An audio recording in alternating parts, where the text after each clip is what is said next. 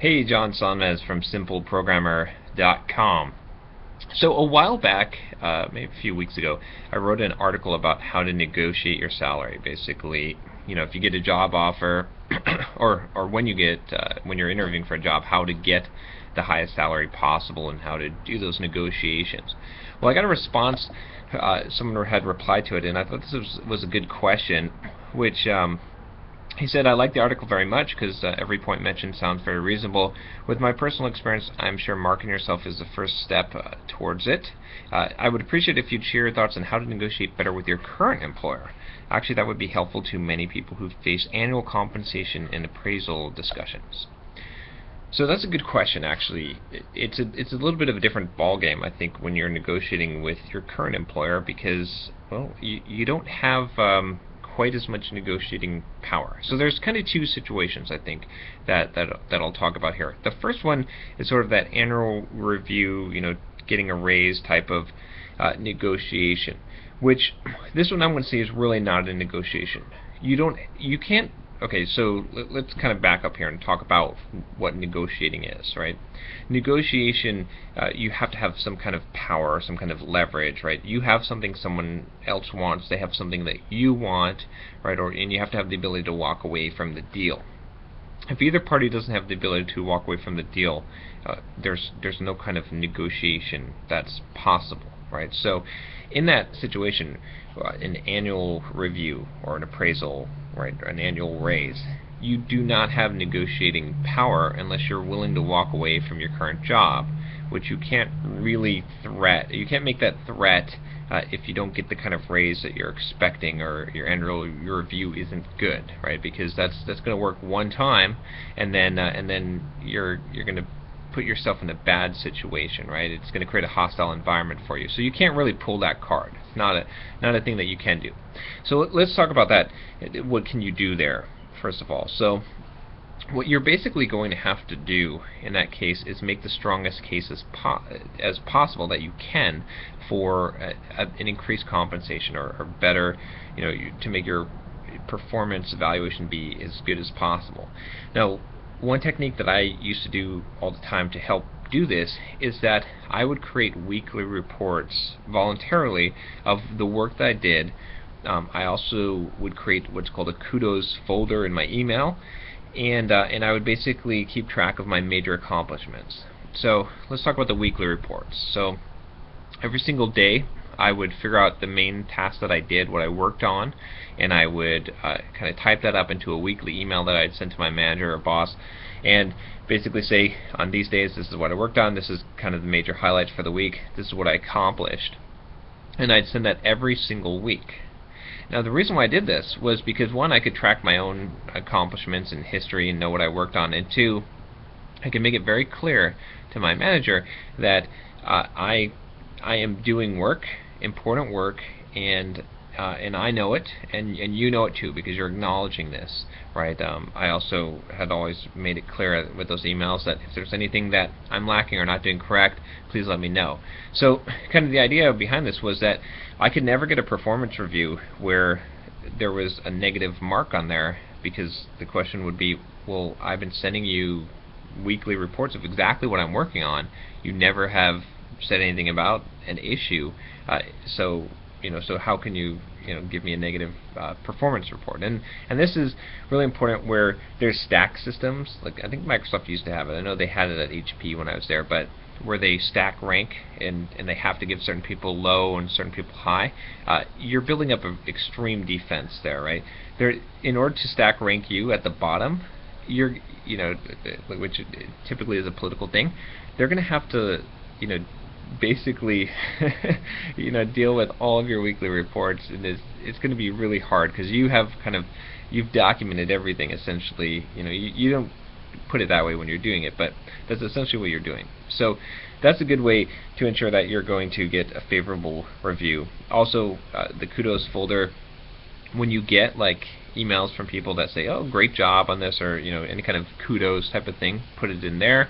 You can then go through at annual review time and grab the most important ones of those and kind of summarize that and use that in your write-up if you write up your review or responses to it. And then also keep tracking your major accomplishments, so you can have this huge list of accomplishments that you did throughout the year. You can go through your weekly reports and find it that way, or you can just keep a list separate. But that's my best advice there, because what's going to happen then is your annual report or whatever, your review is going to you're going to have a pretty dang solid case for whatever, for giving you a good rank. And if you get caught in some kind of political battle where someone is trying to basically screw you over, which does happen. It's happened to me once before, and I had all of this backup information.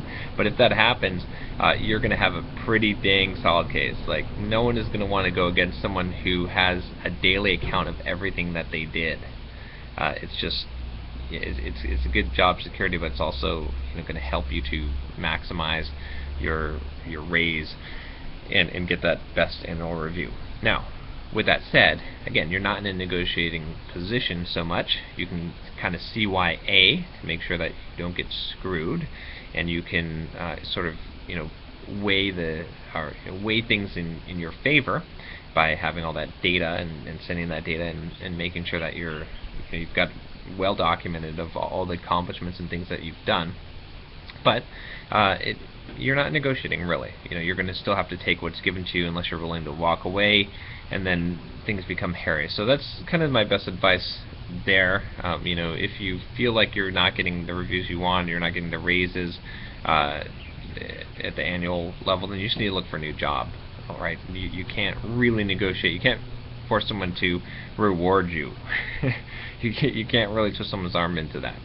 So okay, so now there's the second side of this, which is, let's say that you're trying to get a raise or promotion that you feel you deserve, an increased title, something that is not an annual review type of thing, or maybe it is, and you're like have to make the case for it. You say, I want to be software engineer 2 instead of software engineer 1, or I want to be architect instead of software developer or engineer, whatever it is.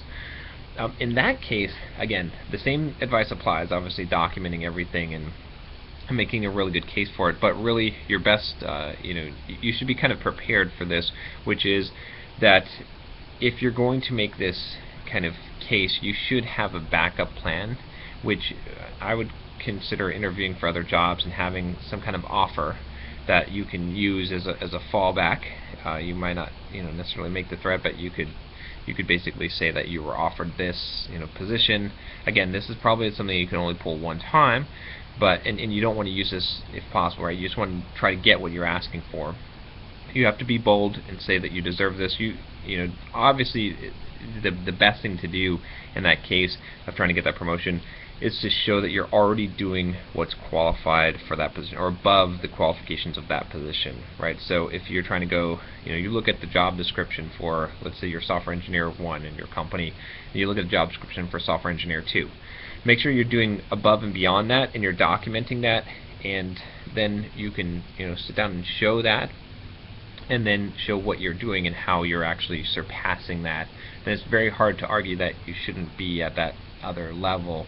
And you just have to be bold and say that this is what you want, this is what you expect, obviously in a respectful way, but you do have a little bit more pull there, because you can basically say, if you've got something else lined up, that you're going to leave and take this opportunity. No offense, I'm not trying to squeeze or twist your arm or anything, but I have to do what's best for my career, and this is what's best for my career. I have this other opportunity, and I love this company, etc. Don't make it into a combative thing. Make it a choice that you have to do the smart thing for your career, as opposed to some kind of emotional decision, or you're angry or upset or feel like you're not being treated well. Don't go down that road at all in any negotiation. You lose power when you show emotion, or especially anger.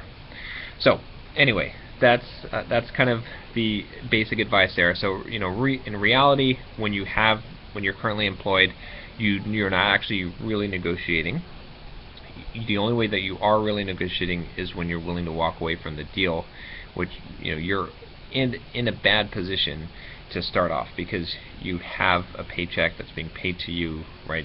You have less flexibility and power. It's much easier for an employer to fire you than it is, perhaps for you to get another job and to establish a reputation somewhere. So you've got more to lose. So you're never going to be, really able to strong arm on the negotiation side. And if you do use the tactic of using another job or offer, you only get to play that card one time, and you have to be very careful how you play that card, because if you play that card wrong, what you're going to do is you're going to basically be waiting for the axe. They're going to put your head on the chopping block, and they're going to just wait until they can hire someone else and they can get rid of you, and so you're going to be at a big disadvantage there. Or you're just going to create some bad blood, which is going to, you might get one raise, but you're never going to get another one after that, or something like that. So just be careful.